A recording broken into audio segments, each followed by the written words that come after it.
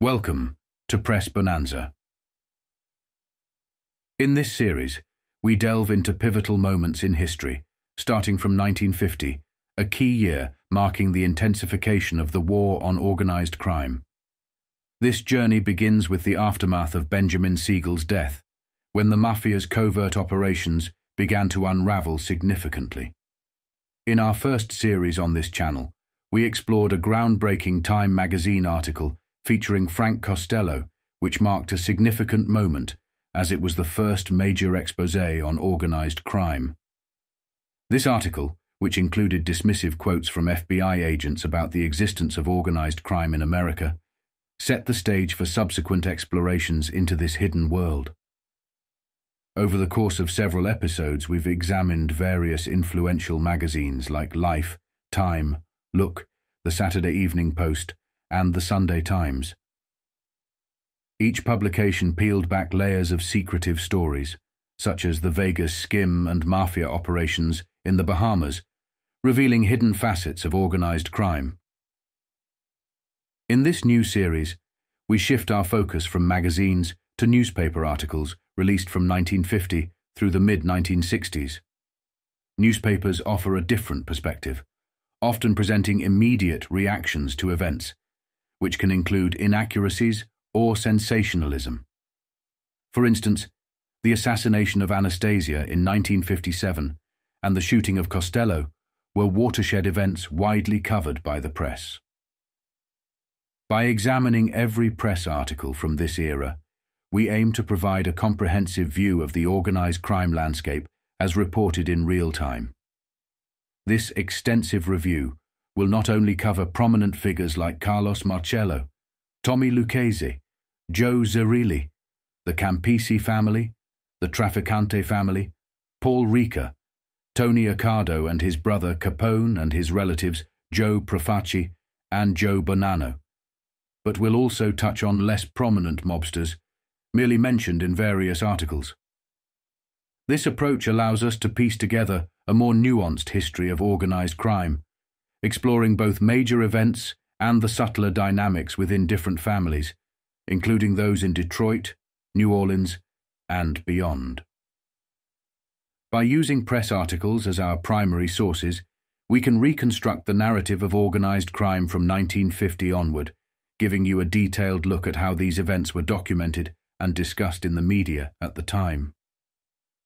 The structure of this new documentary series will differ from my previous work, offering a straightforward chronological exploration of press articles from the 1950s to the mid-1960s. Each episode will begin with a brief introduction to set the context, followed immediately by a dive into the press coverage of that month.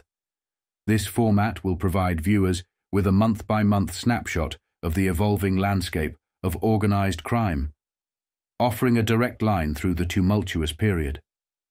Some crime families, especially those as secretive as Detroit's during the 1950s, rarely made the newspapers.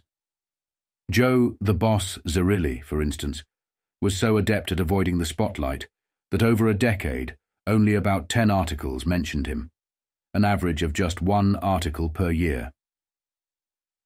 This all changed dramatically in October 1963, a pivotal moment when Joe Valachi broke the code of silence and identified key mob bosses across America during his testimony before Congress. Suddenly, even the elusive big boss of Detroit could no longer hide in the shadows. He was publicly named as one of America's major mob figures. As we progress through the series, viewers will witness this dramatic shift in press coverage. The series aims to not only document the stark increase in media attention, but also to illustrate how the exposure impacted the operations and secrecy of these criminal organizations. As we navigate through this series, you'll notice some articles may appear repetitive since they are sourced from various states and cities. Despite this repetition, each article holds unique, intricate details omitted in others. This approach allows us to piece together a more complete and nuanced picture of organized crime across different regions. We're committed to providing a comprehensive month-by-month analysis, ensuring even the subtlest pieces of information are not overlooked. This method will help us uncover the broader narrative of organized crime in America, highlighting both its widespread influence and regional peculiarities. Join us as we unravel the complex tapestry of organized crime through the lens of contemporary press coverage, article by article. When Estes Kefauver came onto the scene, he didn't just stroll into New York to take on Frank Costello. No, he waged a nationwide crusade, state by state, chasing down gangsters like a relentless bloodhound. In every major city, he commanded the local law enforcement. "Bring them to me," he demanded, "or drag them in shackled if they won't come willingly." His sights weren't just set on petty thugs. No, he had his eye on a man with snake-like eyes, a man whose web of influence extended deep into the underworld and even the corridors of American power.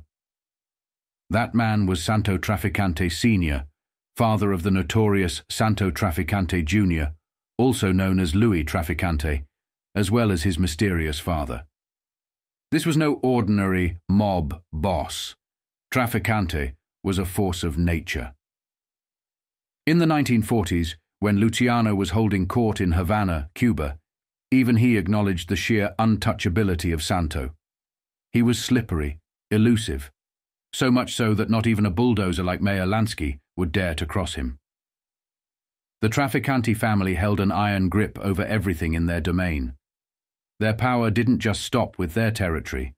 They were aligned with major crime families across America, including the infamous Carlos Marcello and his predecessors. Silver Dollar Sam and other blood relatives were closely tied to the Trafficantes, forming an indestructible alliance. Santo never had sons to carry on his legacy, but the empire he built was vast enough to elevate the Trafficante name into billionaire status for generations to come. His reach extended far and wide, his respect was enormous, and his every move was calculated. In meetings with mobsters, Santo was known for his quiet, strategic demeanor. While others would argue and grandstand, Santo would sit back, observing with laser-like focus. It didn't matter if he disagreed with the discussion. He'd remain silent. Slowly, the room would empty, until only the most powerful remained. That's when Santo would speak, and when he did, his word was gospel. He only dealt with the elite, the top tier. If there were 13 major mobsters around the country, Santo only engaged with the most influential 10. And if you dared to step foot in his territory, respect was not optional. Before any business was conducted, you paid tribute to the Trafficante family, or you didn't conduct business at all. Santo Trafficante was a heavyweight in every sense of the word. His men were embedded deeply with far-right Cuban exiles in Miami, fervently working behind the scenes to oust Fidel Castro. One of his captains, John Martino, was a Cuban but a trusted hand in Trafficante's operations. Santo's empire was vast, his alliances with the Chicago outfit and other powerful organizations unbreakable. Astonishingly, he never did serious time. The only man to lock him up was Castro himself, but even then it was a brief imprisonment. The US government couldn't lay a hand on him. Even when they tried to infiltrate his ranks with the infamous Donnie Brasco, Santo remained impenetrable, too powerful, too secretive, and far too dangerous. If you dared to disrespect him, you signed your death warrant. Johnny Roselli, a madman in the Chicago outfit, once breathed Santo's name in connection to the Cuban exiles and the Kennedy assassination. Soon after, Roselli was found chopped up and stuffed into a barrel floating in the water. A grisly reminder of the old-school Trafficante way of ensuring silence. But even that hit wasn't clean enough for Santo's standards. The men who botched the disposal of Roselli's body, they too were eliminated by the ruthless Trafficante family. The shadow of Santo Trafficante Jr. loomed large over the American underworld, and from 1951 onward, his name would begin to emerge from the darkness, forever etched into the annals of organized crime history. The articles I'm about to share with you will peel back the layers, taking you into the chilling rise of this untouchable figure. On January 4th, 1951, the dawn of a new year and a new decade signaled a seismic shift for organized crime. This period was set to explode into chaos, with none other than Santo Trafficante's name rising to the forefront as one of the key targets of the upcoming investigations. These highly anticipated committee hearings, focusing on gambling and organized crime, were set to be the first of their kind, hearings that would forever alter the trajectory of law enforcement's battle with the mob. Trafficante's once shadowy influence was about to be thrust into the spotlight, as the hearings promised to expose the underworld and its sprawling operations. The pressure was mounting, and all eyes were on these proceedings that would shape history. Kiefover may come back. Here. Investigators say all witnesses under subpoena will be questioned by J. Murray Tribune. Staff writer, the Kiefover. Investigating committee, which abruptly ended its hearing here, Saturday afternoon after 2 days of sensational testimony, will definitely conduct further hearings on Tampa crime, either here or in Washington, according to Downey Rice, committee counsel. Rice stated yesterday that the committee intended to resume where it left off, hear other witnesses already under subpoena, and called on citizens to help locate some individuals who were missing when process servers attempted to find them. Some badly wanted, Rice identified the following as being urgently needed for testimony and reported missing: Salvador, Red, Italiano, Santo Trafficante Sr., Santo Trafficante Jr., Tony, Nino Diesidu, Frank Diesidu, Tom Diesidu, and Augustine, Gus Frisia.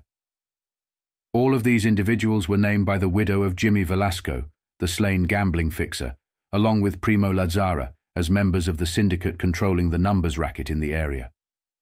The committee also added the names of Lazzara, Rene Nunez, and Angel Daniel.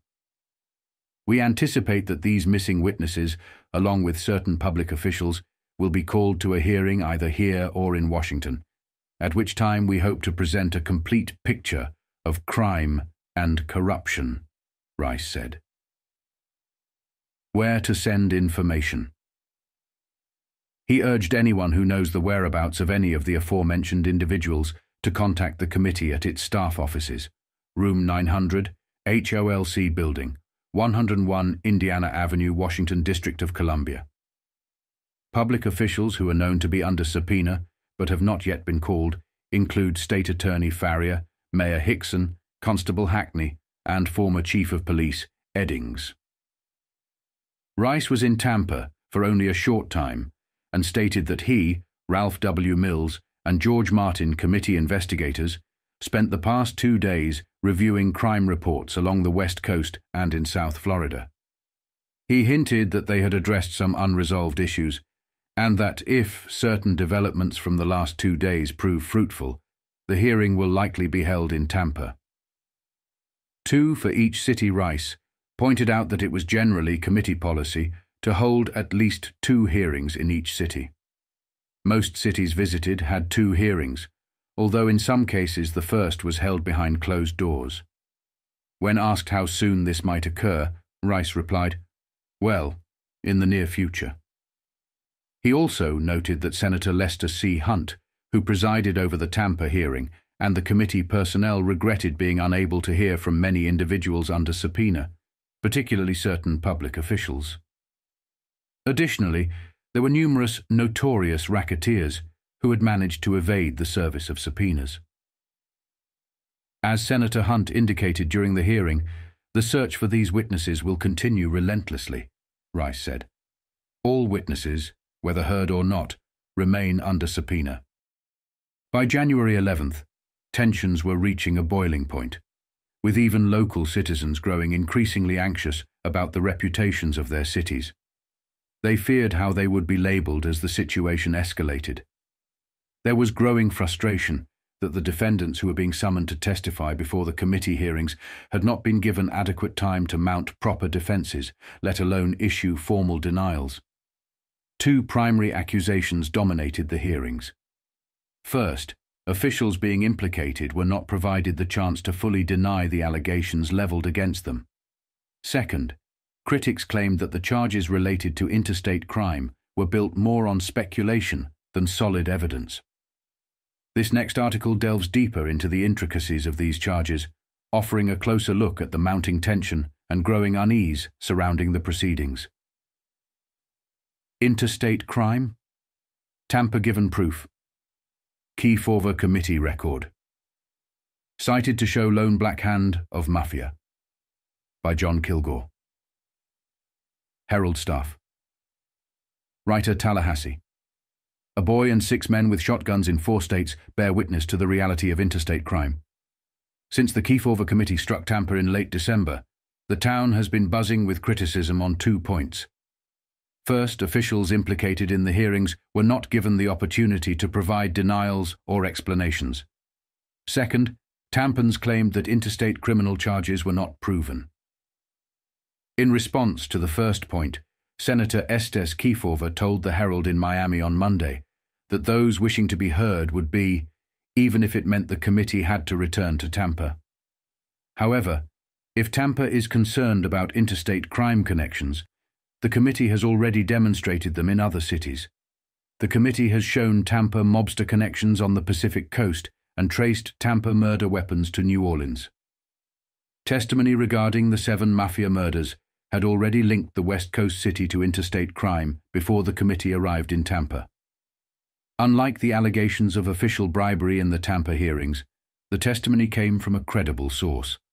Claude A. Fulmer, a narcotics agent from the United States Treasury Department. Here is the story Fulmer told. The young boy the Mafia killed in Kansas City was the Caramusa boy, just an ordinary kid in a sweatshirt and sneakers. Many neighbors saw him get shot. They attacked the gunman, Paul Catanzaro, and nearly beat him to death. But then the terror began. The Mafia killed the cop who had arrested Catanzaro. His name was Luis Olivero. They also intimidated witnesses, effectively killing the prosecution. Fulmer recounted this story to the Key Forver Committee, linking Tampa into the events as follows. The Narcotics Bureau rounded up drug sellers, including 2 Antinori brothers from Tampa, the elder Caramusa brother Carl, and a man named Tom Buffer. The Mafia had already murdered a big shot named Joseph DeLuca. Tampa was involved, and the name was changed to obscure ties to the Mafia. While leaving his house to attend a wedding, DeLuca was shot dead by Mafia shotguns in front of his 15-year-old daughter. The Tampa bosses, Paul and Tony Antinori, were sentenced to 5 years. Their father, Ignazio Antinori, had previously died from Mafia shotgun blasts. Fulmer linked the killing of Nick DeJohn, a Chicago drug dealer murdered in San Francisco, and 2 unsolved Tampa murders as part of the same chain of events. All this evidence had been placed before the Key Forver Committee in Kansas City in September. Also submitted was a transcript of a conversation between Joseph Antinori from Tampa and Tony Lopiparo from St. Louis. This conversation was secretly recorded by a microphone in their room at the Phillips Hotel in Kansas City. They discussed a trip by Buffer to Tampa, the possibility of bribing officials to fix their drug cases, and Antinori remarked, "The Dagos couldn't do any good gambling in Tampa. The city charges, the sheriff charges, and the mayor charges. They just won't let you make any money." This sentiment was echoed by the scattered aides of slain Jimmy Velasco. According to Fulmer, Jimmy Lumia was a suspect in the Caramusa murder in Chicago. Lumia himself was shot dead in Tampa last year. Fulmer stated, "It was determined that one of the sources supplying the Kansas City group was a Mafia organization in Tampa, Florida, which in turn received smuggled drugs from Marseille, France, through a Cuban politician and internationally known narcotics smuggler." During a Washington hearing in July, Virgil W. Peterson, the operating director of the Chicago Crime Commission, provided testimony. Fulmer revealed that at the trial, Paul Catanzaro sat in the front row of the courtroom, making intimidating gestures at the witnesses. This likely inspired the story of the Mafia death sign being used in courtrooms.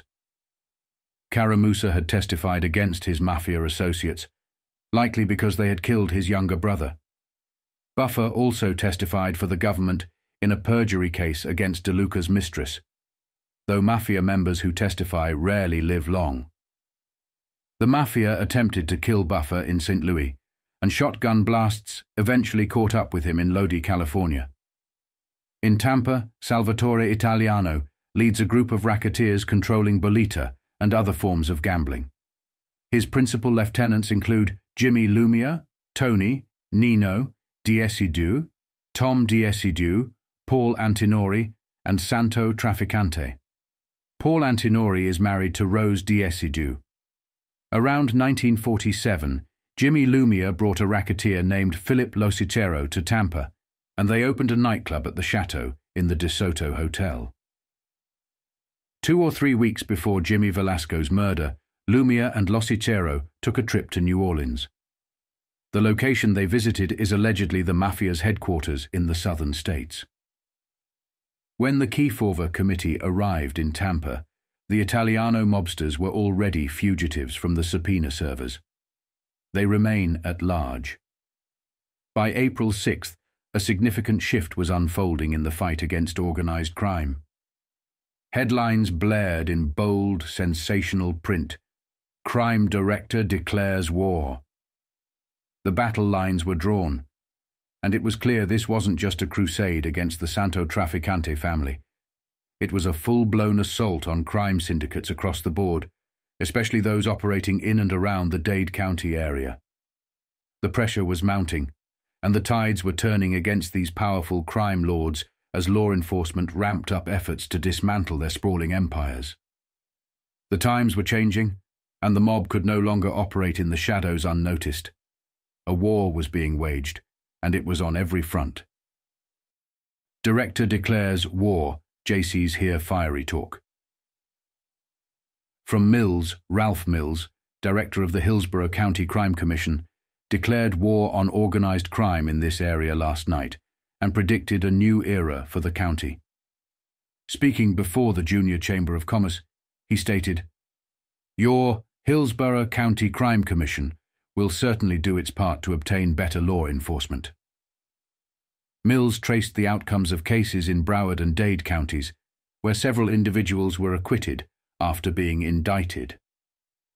He remarked, "It looks like justice has been afforded too great an opportunity in the Broward and Dade cases.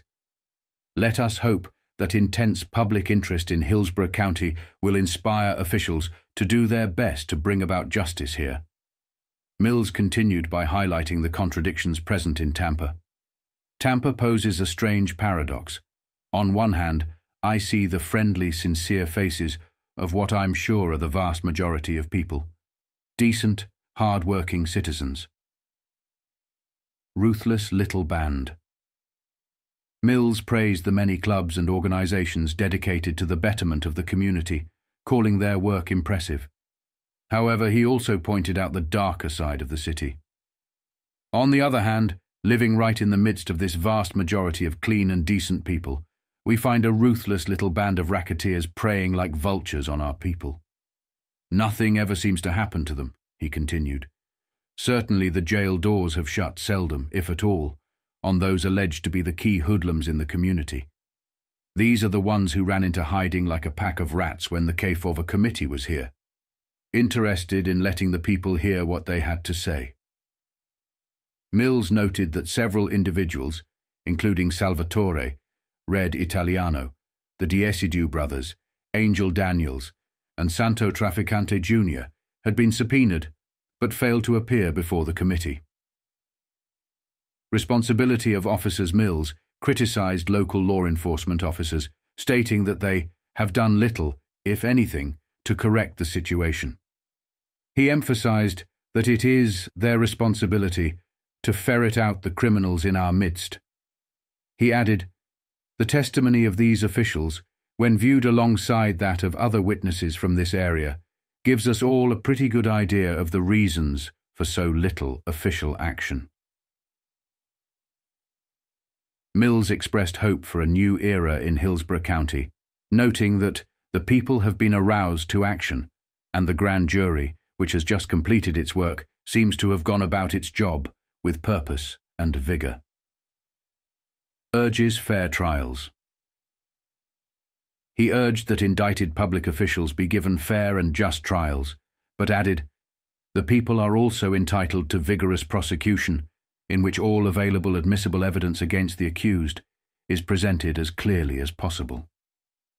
After the speech, the meeting was open to questions from the floor.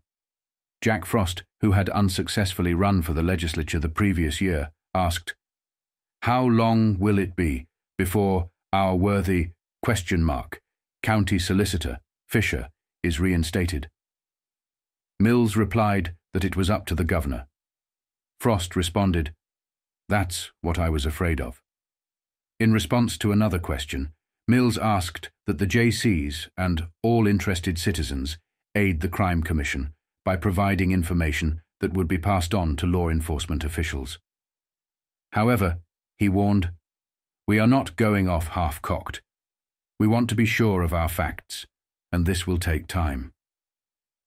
Mills emphasized that the Crime Commission is not political, but rather seeks to stimulate good government and get good men into office. Coming into May 1951, headlines began to shift, signaling a growing war on organized crime. Articles emerged detailing revelations from a House Crime Committee, painting a vivid picture of corruption and racketeering in Tampa. With testimony linking state administration figures and law enforcement to gambling kingpins like Salvatore Italiano and Charlie Wall, it became clear that the fight wasn't just against the Trafficante family. The focus had widened, implicating a network of crime lords and officials from Miami to the west coast of Florida, all while tensions mounted and accusations flew against the very people meant to uphold the law. A House Crime Committee was told today about an alleged statement that William H. Bill Johnston had cleared support from the state administration for a 1949 bill designed to legalize off-track race betting. The statement was attributed to Raymond Craig, a reputed gambling kingpin in Miami.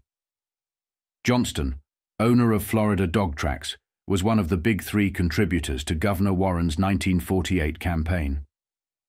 Ralph Mills, director of the Hillsborough County Crime Commission, also told Florida's Little Kefauver Committee that as many as 2,000 gambling racketeers operated in Tampa at one time during Sheriff Hugh Culbreath's regime. Racket operations have existed in the Tampa area for many years, with the connivance of law enforcement authorities, the former Kefauver investigator told the committee. Nobody ever goes to jail for gambling in Tampa. Salvatore, Red Italiano, and 71-year-old Charlie Wall were identified by Mills as the two top racket figures on the rich west coast of Florida. Most sinister Wall, is the most sinister individual ever involved in the Tampa underworld, and Italiano has operated as the head of the Sicilian-dominated gambling syndicate, Mills said. Mills recounted that Craig had told him about a trip Craig made to seek administration support for the ill-fated legalized bookmaking bill. At that time, Mills was an investigator for the Kefauver Committee. Mills informed the House investigators that Craig had questionable connections, and that the gambler's statement should be considered in that context. Craig reported that he sought support in Tallahassee, but was referred to as Johnston in Chicago for clearance. Mills quoted from a letter he had written to Downey Rice, the chief Kefauver investigator at the time of his conversation with Craig. Mills noted that Craig was vague about identifying the people he had met at the Capitol. Johnston mentioned Craig refused to confirm that he had been referred to the office of B.K. Roberts, a Tallahassee attorney, later appointed Supreme Court Justice, where arrangements were made by telephone with Bill Johnston at Sportsman's Park in Cicero, Illinois, for Craig and Hubbard to visit him there. Craig was accompanied by Al Hubbard, a Miami attorney, Mills said. Mills noted that Craig claimed to have visited Roberts's law office several times to discuss the off-track betting bill and other matters. However, Craig would not confirm if Roberts knew he was going to Chicago to meet Johnston. Justice Roberts, a personal friend and advisor to Governor Warren before being appointed to the Supreme Court, responded, stating, "I don't recall Craig ever being in my office, but I do remember Al Hubbard visiting once regarding an application for bond in a murder case." Later, Justice Roberts added that his secretary reviewed his records from Warren's inauguration to the day he became a member of the court, and Craig's name was not listed. Mafia connection and racketeers in Tampa Mills continued, explaining that Tampa's organized crime scene was deeply entrenched, involving both Sicilian and non-Sicilian racketeers. He highlighted a syndicate that included Italiano, Lumia, Lazzara, and others, mentioning that these individuals had avoided testifying when the Kefauver committee was in town. Mills accused Sheriff Culbreth and his deputies of fraternizing with the underworld and being involved in various illicit activities. He said, "Culbreth admitted to visiting known racketeers and even soliciting their votes, showing that the racketeers were active in local politics." Mills's testimony. Mills spent most of his time before the committee recounting Tampa's extensive history of crime and law enforcement's complicity. He testified that gambling and other rackets had flourished under Sheriff Culbreth, who had substantial sums of unexplained wealth in various bank accounts, much of which was allegedly derived from his connections with racketeers. Mills recommended that the House Committee continue investigating the Sheriff's Office and the broader connections between Tampa's organized crime figures and law enforcement. He concluded that grave doubts had been cast over Culbreth's honesty and that reinstating him would be detrimental to the welfare of Hillsborough County. Coming into May 1951, the headlines were ablaze with news of corruption in Tampa, as the Senate Crime Committee zeroed in on organized crime and political scandals across Florida.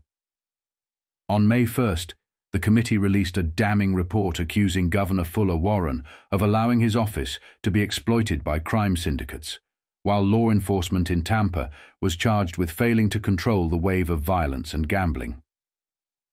Figures like Salvatore Italiano and Charlie Wall were named as key players in the city's underworld, with allegations of mafia involvement casting a dark shadow over the entire region. Senators Rap Tampa Corruption, Kefauver Group, says law enforcement has failed here. Hits at Governor Warren, Washington, May 1st. United Press. The Senate Crime Committee today described the alleged gambling political corruption in Florida, stretching from the governor's office in Tallahassee to the waterfront in Tampa and the lush tourist centers of Fort Lauderdale and Miami. The committee charged that Governor Fuller Warren allowed the power of his office to be used by the Capone syndicate to muscle into Miami Beach gambling. Its year-end report also strongly condemns the governor's reinstatement of Sheriff James, Smiling Jimmy Sullivan of Dade County. No comment. Warren stated he had no comment at this time on the report. In Tampa, the committee reported that law enforcement officials had been unable to cope with violence stemming from organized crime, and that much of the violence in Tampa arises out of the failure on the part of the police department to enforce the gambling laws. The committee's hearings in Tampa, according to the report, were conducted against a backdrop of gangland violence and vengeance, highlighted by a sordid record of more than a dozen racket killings and 6 attempted assassinations over the span of nearly 2 decades. Shadow of Mafia. The report added, "Through this bloody history runs the obscure but sinister shadow of mafia operations, with its accompanying links between the criminal overlords of Tampa and their counterparts in other parts of the country. In Tampa, as in other cities visited by the committee, there was found the same dismal pattern of corruption of public officials by entrenched gambling interests that the committee has encountered elsewhere. The committee concluded that, over a long period of years, the gambling element throttled any and all efforts to secure an adequate degree of law enforcement in this community. The report also stated that Warren accepted a huge campaign contribution from William Johnston of Jacksonville, who it said had close connections with past and present members of Chicago's notorious Capone syndicate. Warren then allegedly allowed the power of his office to be used by Harry Russell in muscling into the S&G gambling syndicate. The committee cannot understand and strongly condemns the reinstatement by Governor Fuller Warren of Sheriff James Sullivan without a full and public investigation of all matters, the report said. Bolita games thrive in Tampa. The principal source of revenue for the gambling fraternity in Tampa is a variation of the numbers racket known as Bolita. The pattern of operations is similar to the numbers racket found elsewhere in the country, but with some variation in the systems of drawing numbers. The committee found that the system of distributing the Bolita business among the existing Bolita bankers in Tampa differed from the methods used in other cities. In other parts of the country, territorial limitations were usually established within which numbers of banks could operate. However, in Tampa, Bolita operators were free to operate anywhere within the territory. Each banker was assigned a specific number of men who were responsible for picking up the day's play, and these men were furnished with the locations where Bolita was sold. Thus, each bank's operations were limited by its number of selling points and pickup men, regardless of geographical location. Don't run smoothly. Apparently, Bolita operations do not run smoothly in Tampa. The last two gangland killings involved leading figures in the Bolita racket. Jimmy Velasco was killed on December 12, 1948, and Jimmy Lumia on June 5, 1950. No one was convicted of either murder or of any of the other Tampa gangland slayings, with one exception in 1932. The participation of the Mafia in Tampa's series of murders and attempted assassinations is based on inferences. Witness intimidation and threats of retaliation often silence those who would testify about homicides traceable to the Mafia. However, an analysis of the available information produces some enlightening facts that can be woven into a recognizable pattern. Connections with other cities are evident in the record. One of the fugitives from the committee's investigation was Santo Trafficante Sr., reputed Mafia leader in Tampa for more than 20 years. It is an undisputed fact that a search of the effects of Jack Dragner, one of the alleged Mafia leaders on the Pacific coast, revealed the telephone numbers of Trafficante and the late Jimmy Lumia. Beasley's testimony. The dismal state of the Tampa Police Department's files on killings was emphasized by the testimony of Chief of Police M.C. Beasley. To be fair, Beasley had only been in his position for 5 months before he was called to testify, so the condition of the department's records was not his responsibility. When asked to produce files on the gangland killings of interest to the committee, Beasley admitted that, in many cases, there were no files at all, and in most of the others, the information was extremely sparse. It was not clear whether the disappearance of records was due to accident, carelessness, or design. Police files on murders.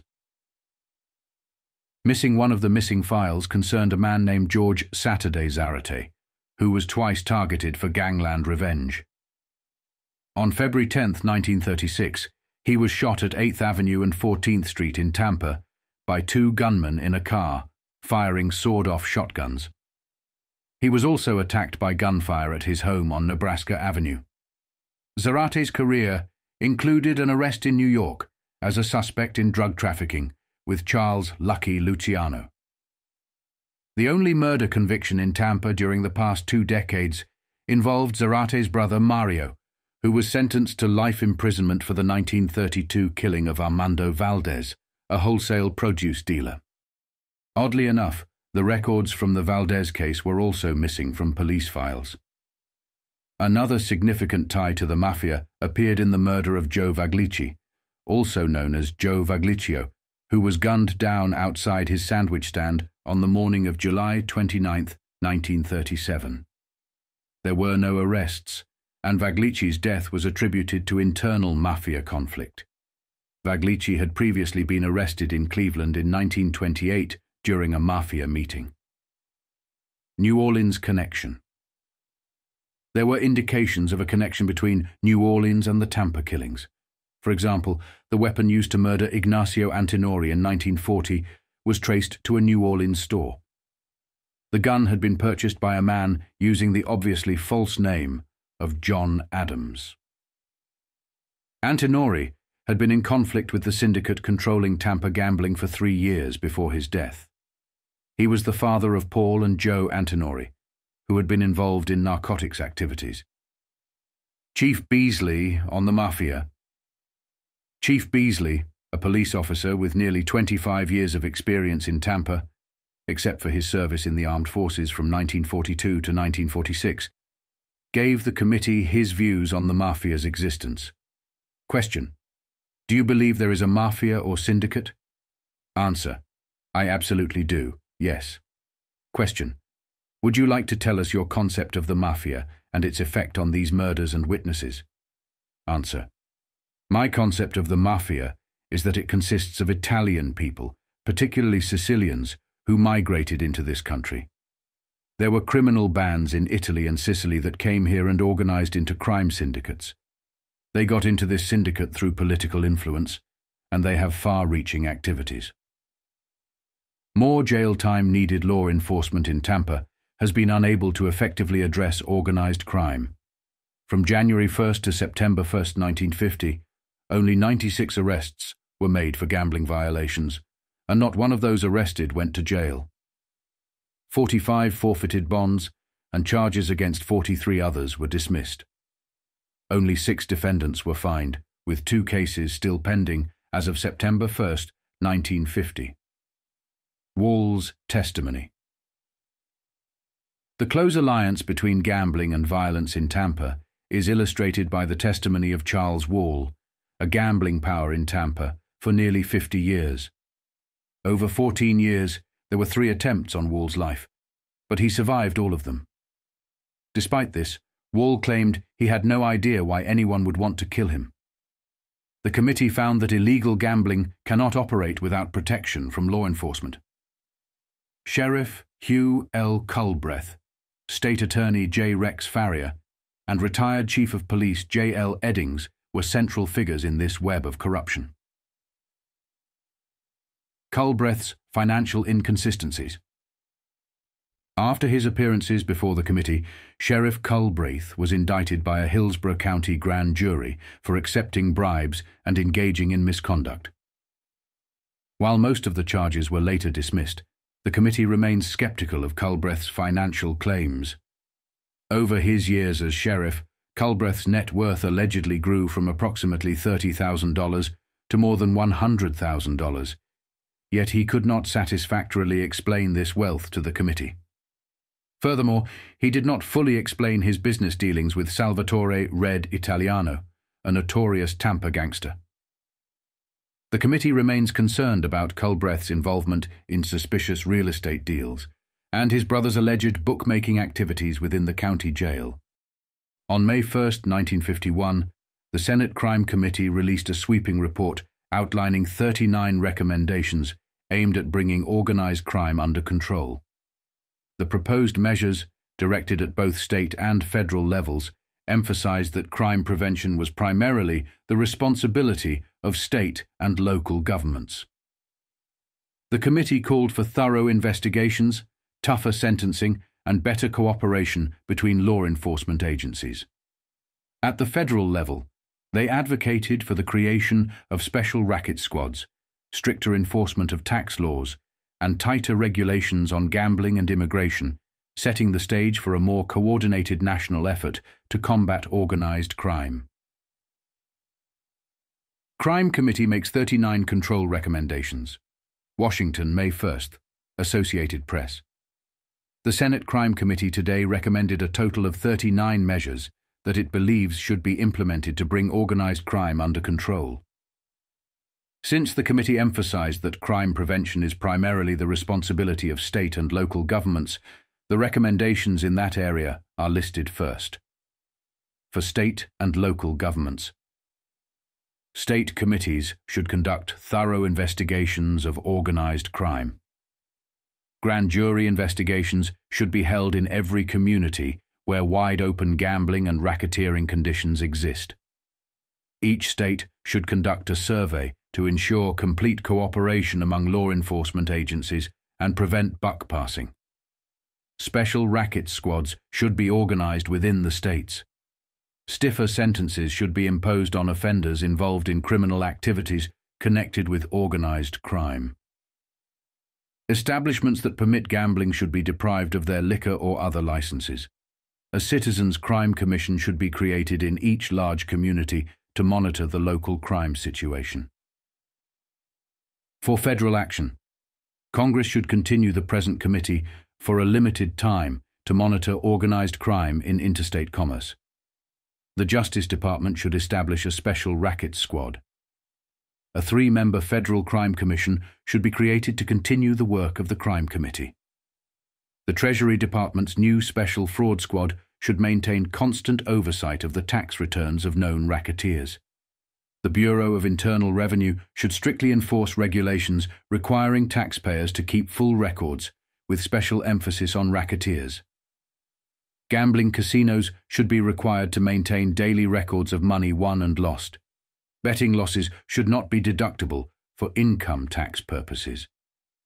The transmission of gambling information across state lines should be regulated to outlaw any service devoted to a substantial extent to providing information used in illegal gambling. Additional federal recommendations. Any person engaged in an illegitimate business netting more than $2,500 a year should be required to file a statement of all their assets. The transmission of bets across state lines should be prohibited. The interstate transportation of punchboards, roulette wheels, and other gambling devices susceptible to gangster or racketeer control should be outlawed. Penalties for involvement in drug trafficking should be increased. Immigration laws should be tightened to facilitate the deportation of undesirable aliens. Penalties should be imposed for harboring illegal immigrants. The Attorney General should be authorized to revoke the citizenship of aliens naturalized through fraud. Federal law enforcement officers should be better compensated, and more officers should be employed. Federal perjury laws should be strengthened. Immunity should be granted to witnesses who might otherwise refuse to testify in federal trials. Legislation should be passed to compel the attendance of witnesses before congressional committees without the cumbersome process of personally serving subpoenas. Laws should be passed to prevent racketeers from entering the liquor industry. All open or concealed owners should be listed, along with any criminal records, when applying for alcohol tax unit permits. The Interstate Commerce Commission should be required by law to consider the moral fitness of applicants for certificates to operate transportation across state lines. On May 1, 1951, the Senate Crime Committee released a sweeping report outlining 39 recommendations aimed at bringing organized crime under control. The proposed measures, directed at both state and federal levels, emphasized that crime prevention was primarily the responsibility of state and local governments. The committee called for thorough investigations, tougher sentencing, and better cooperation between law enforcement agencies. At the federal level, they advocated for the creation of special racket squads, stricter enforcement of tax laws, and tighter regulations on gambling and immigration, setting the stage for a more coordinated national effort to combat organized crime. Crime Committee makes 39 control recommendations. Washington, May 1st, Associated Press. The Senate Crime Committee today recommended a total of 39 measures that it believes should be implemented to bring organized crime under control. Since the committee emphasized that crime prevention is primarily the responsibility of state and local governments, the recommendations in that area are listed first. For state and local governments, state committees should conduct thorough investigations of organized crime. Grand jury investigations should be held in every community where wide-open gambling and racketeering conditions exist. Each state should conduct a survey to ensure complete cooperation among law enforcement agencies and prevent buck passing. Special racket squads should be organized within the states. Stiffer sentences should be imposed on offenders involved in criminal activities connected with organized crime. Establishments that permit gambling should be deprived of their liquor or other licenses. A citizens' crime commission should be created in each large community to monitor the local crime situation. For federal action, Congress should continue the present committee for a limited time to monitor organized crime in interstate commerce. The Justice Department should establish a special racket squad. A 3-member federal crime commission should be created to continue the work of the crime committee. The Treasury Department's new special fraud squad should maintain constant oversight of the tax returns of known racketeers.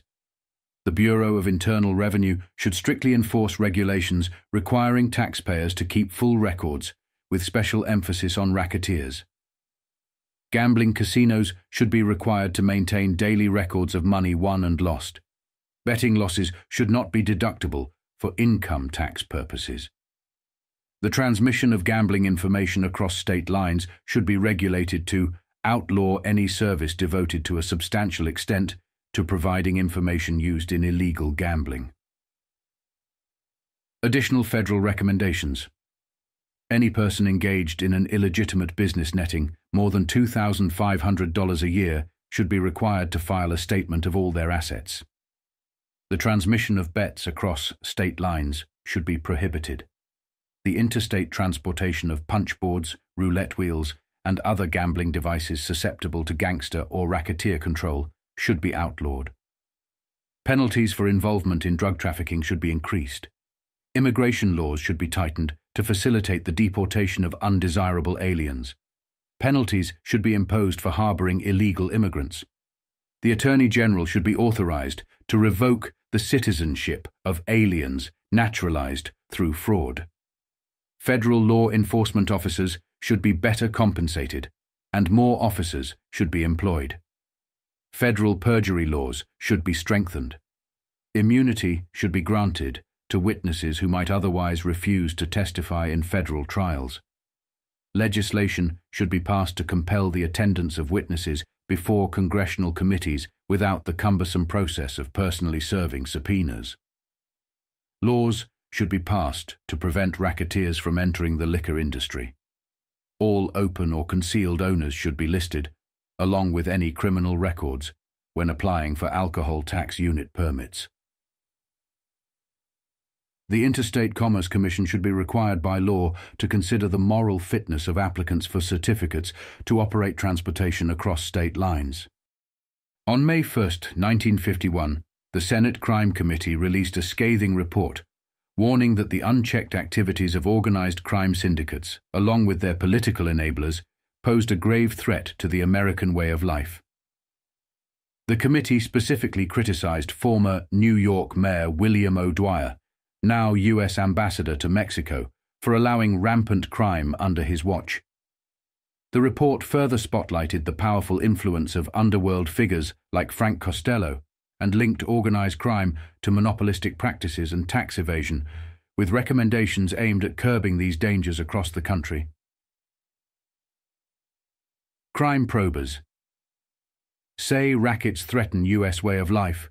Report criticizes O'Dwyer, Washington, May 1, Associated Press. Senate crime investigators charged today in a blistering report that the criminal activities of organized racketeers and their political protectors have grown to such proportions that they threaten to undermine the American way of life. The crime probers pointed an accusing finger at William O'Dwyer, ambassador to Mexico, declaring that he allowed gambling, narcotics, waterfront murder, and other crimes to flourish while he was mayor of New York. O'Dwyer in Mexico City said he had no comment at this time.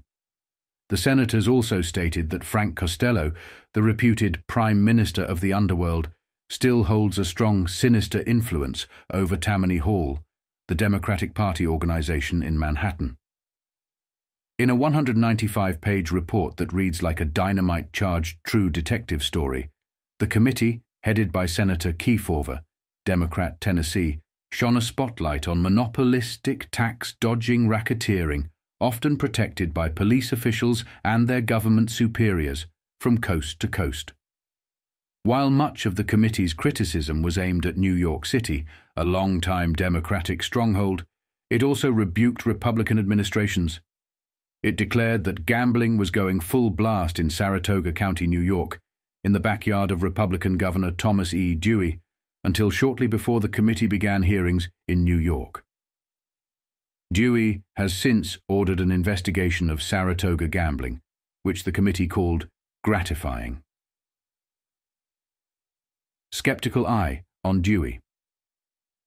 The committee also took a skeptical view of Dewey's commutation of the sentence of Charles Lucky Luciano, the convicted vice overlord who was released from Sing Sing prison and allowed to return to Italy during World War II. Dewey had explained that Luciano had provided valuable information to the US Navy before the invasion of Italy, but the committee asserted that this information was of little value and suggested that Luciano's release should be justified on other grounds. The Crime Committee's report was largely based on hearings held in New York, Chicago, Washington, Detroit, and other major cities. These hearings, broadcast widely on television, were followed by millions of viewers. 22 recommendations. The committee made 22 recommendations for federal anti-crime action, including a ban on interstate transmission of gambling information, the creation of a new racket squad within the Justice Department, tighter immigration laws to allow for the deportation of alien criminals, a continuing check by Congress on organized crime and federal law enforcement efforts. The committee reiterated its earlier claims that gambling is at the root of large-scale crime, with interstate crime dominated by two major syndicates, the Costello-Lansky mob in New York and the Accardo-Guzik-Fischetti syndicate in Chicago. Points to Mafia. The committee also renewed its charges that big-time criminals are linked by a loosely organized entity known as the Mafia, a Sicily-originated group that ties together the two major crime syndicates, as well as numerous other criminal organizations across the country. Senator Wherry of Nebraska, the Republican floor leader, told the Senate that the committee's report cast a shadow over O'Dwyer and said the ambassador should be given an immediate trial, or we should not have him representing the United States in Mexico. Kefauver stated that, knowing what he knows now about the O'Dwyer administration in New York, he would not have voted to confirm the former mayor as ambassador. However, he noted that a New York grand jury is currently investigating various aspects of O'Dwyer's administration, and that further explanation may be forthcoming. No comment from O'Dwyer. At a news conference following the report's release, Kefauver declined to comment when asked if the committee's findings warranted O'Dwyer's removal as ambassador to Mexico. Senator Toby, Republican New Hampshire, a committee member, suggested that O'Dwyer should examine his own conscience and decide whether he is fit for the post. The White House, which had appointed O'Dwyer as ambassador, declined to comment on the report. O'Dwyer himself told the committee during his testimony in New York that he had nothing to be ashamed of after many years of public service. Took no action. The report stated that neither O'Dwyer nor his appointees took any effective action against large-scale crime, and, in fact, his actions impeded promising investigations. While crediting O'Dwyer with many noteworthy accomplishments as New York's mayor, and before that as Brooklyn's district attorney, the committee said he associated with racket figures, appointed some of them to office, and failed to prosecute some obviously guilty men. It noted, no matter what the motivation of his choice, action or inaction, it often seemed to result favorably for men suspected of being high up in the rackets. This sort of thing was by no means confined to New York, the committee said. It went on.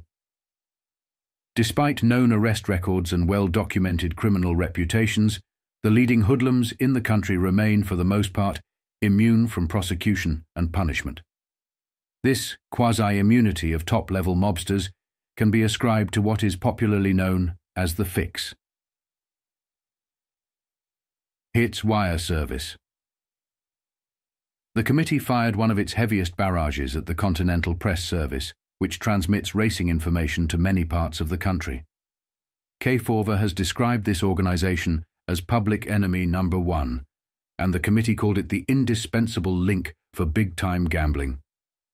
This service yields to the domination and control of the Accardo Guzik Fischetti crime syndicate, the committee declared, and makes it possible for the syndicate to share the profits of bookmaking operations throughout the country. The committee said, too, that the Western Union Telegraph Co.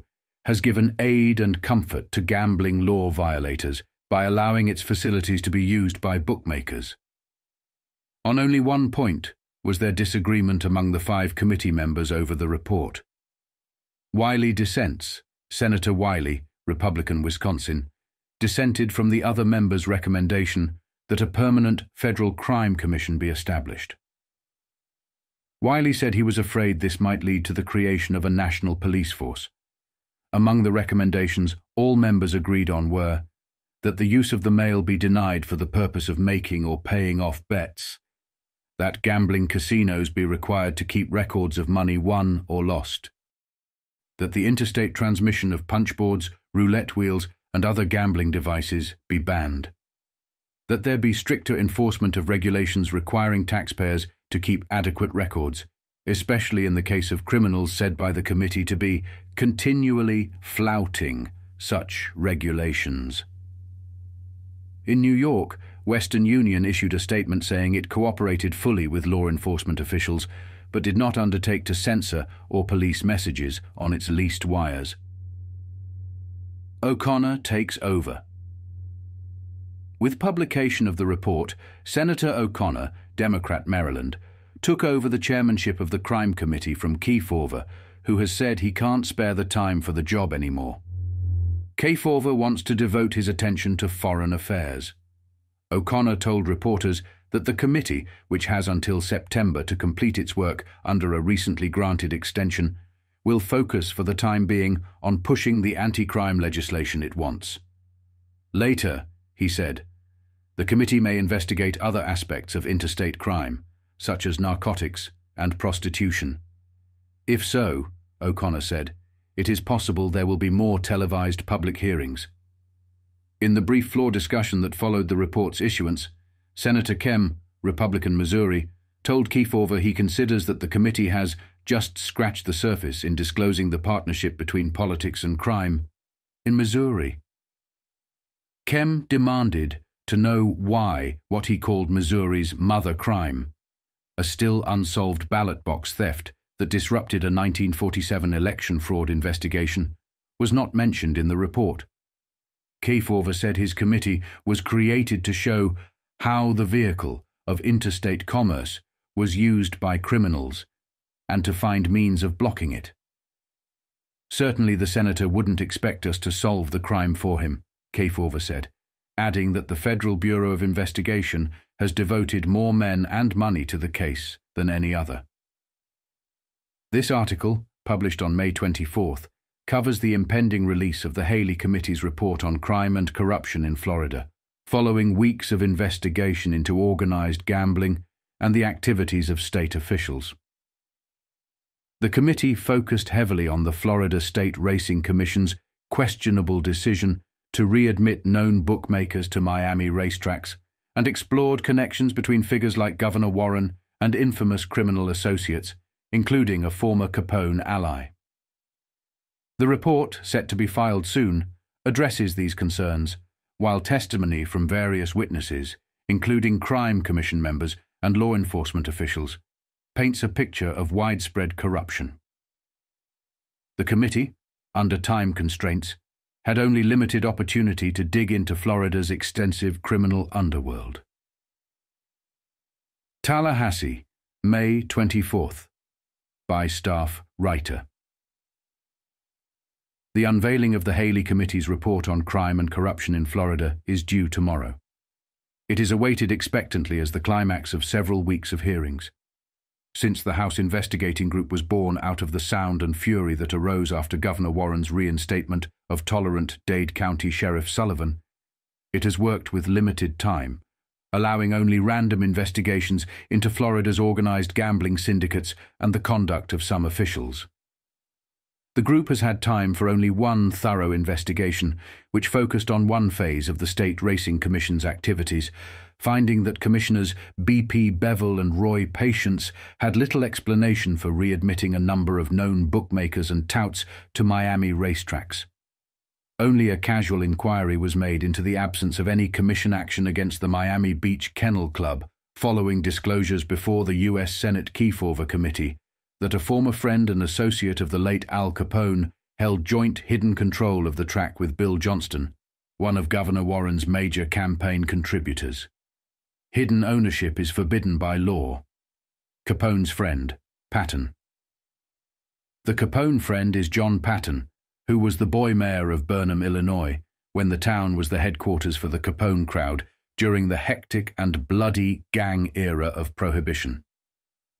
The committee, however, thoroughly investigated the actions of the commission in permitting bookies to return to the tracks. During the hearings, the committee members showed friendliness toward Governor Warren, skepticism toward witnesses from the Miami Crime Commission, and marked hostility toward the racing commissioners after the latter failed to offer much of an explanation for the bookie reinstatements. Only Chairman Haley demonstrated an apparent lack of skepticism while listening to the Crime Commission. Committee members include Haley and Representatives Morgan of Duval, Deckley of Taylor, McFarlane of Jackson, and Bollinger of Palm Beach. The committee heard testimony from witnesses including 1. Jack R. Younger, President of the Crime Commission, and Dan R. Sullivan, its director, who vehemently charged Governor Warren with wrongdoing. Sullivan reviewed records of bookie reinstatements, Capone-associated racetrack interests, the absence of law enforcement under Sheriff Sullivan, and contributions to Governor Warren's campaign. 2. Ralph Mills, director of the Hillsborough Crime Commission, reviewed the record of gang murders, the gambling syndicate in Tampa, and law enforcement under Sheriff Culbreth. 3. Bevel and Patience testified on the track readmittances and their fat expense accounts. 4. C.V. Griffin, one of the campaign backers, alongside Johnston and Lou Wolfson, a Jacksonville industrialist. The three contributed more than $400,000 to the governor's campaign. Griffin backtracked on almost everything he had earlier said against Warren in an open feud, but stated that Warren had known about approximately $100,000 of the campaign contributions. The governor's sworn campaign statement, made before the legislature repealed a $15,000 limitation on campaign spending, listed known contributions as less than $15,000. Warren disturbed. 5. Percy Corbin, a racing commissioner, testified that Warren had been deeply disturbed about the reinstatement of bookmakers to the tracks. 6. Grady McWhorter, a bartender, claimed he worked simultaneously for Sheriff Sullivan, the Miami Crime Commission, and top Miami gambler Raymond Craig. At the request of the governor's press secretary, he appeared at the hearing and said he had seen Younger at Craig's home. He further claimed that Craig wanted to get Warren impeached because the governor wouldn't help pass a legalized bookmaking bill in the 1949 legislature. Younger denied knowing Craig. Couldn't find attorney. The committee attempted to subpoena Carl Hoffman, attorney for the Miami Beach Kennel Club, who had been seen working in the Capitol corridors during the session. However, Sheriff Frank Stoutemeyer of Tallahassee could not locate him. The group did not attempt to subpoena top gamblers of Florida, such as Tampa's syndicate leaders Salvatore, Red Italiano, and Santo Trafficante, Sr. and Jr., nor did they summon Craig and the S&C syndicate in Miami, or Leon Bishop and Roger Clary from Fort Walton, some of the state's most notorious figures. Craig was invited to appear. However, the committee faced the monumental task of investigating organized crime across Florida in just a few weeks, while its members had full-time responsibilities as legislators during the 1951 session. Hotel man denies envelope transfer. Tallahassee, May 24. Associated Press. The Haley Committee had no time left today to hear a Miami hotel man's denial of testimony, linking him to the reported transfer of a mysterious envelope to the president of the Miami Crime Commission. The committee was busy drafting its report to the House after about 5 weeks of inquiry into alleged political corruption in Florida. Representative Haley of Sarasota, chairman of the group, stated that the committee intends to file its report tomorrow. As a result, there was no time to hold a hearing for Victor Pritchard, who had telegraphed that he was prepared to deny under oath that he had ever handed an envelope to President Jack Younger of the Greater Miami Crime Commission. His denial will be included in the committee's record, however.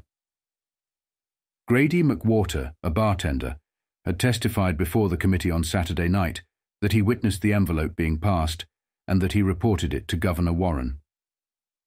The governor had issued a statement about it during a public exchange of accusations between himself and Crime Commission officers in March. No one has ever disclosed what was purportedly in the envelope. In Miami, reports suggested that the grand jury would summon McWhorter.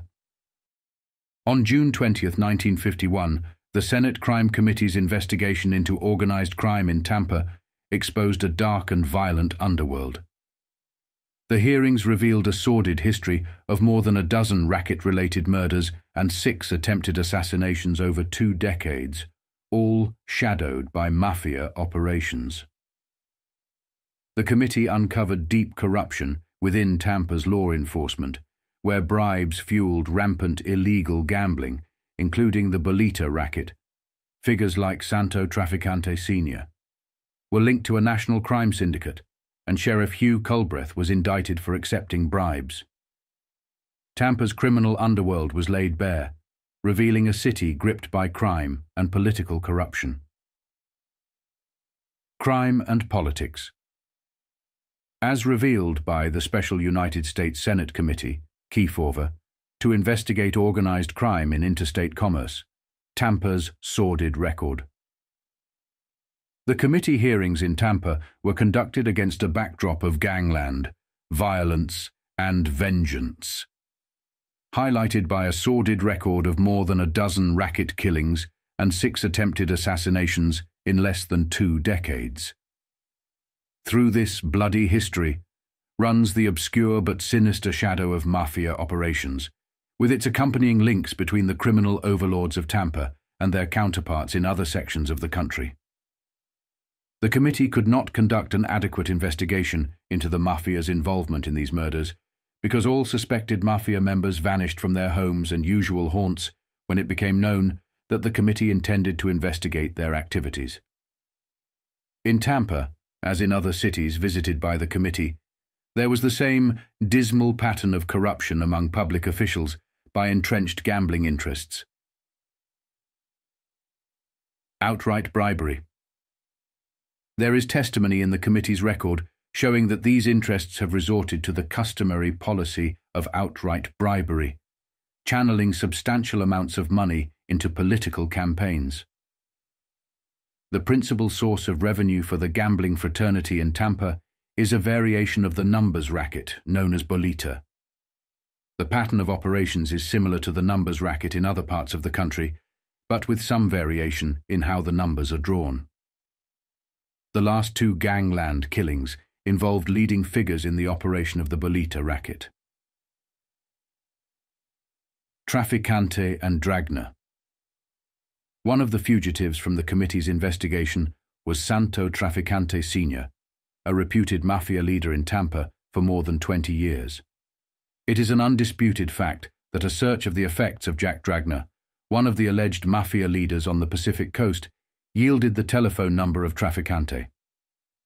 Chief of Police Beasley, with nearly a quarter of a century of police experience in Tampa, except for the period between 1942 and 1948 when he served in the armed forces, gave the committee his views on the existence of the Mafia in the following testimony.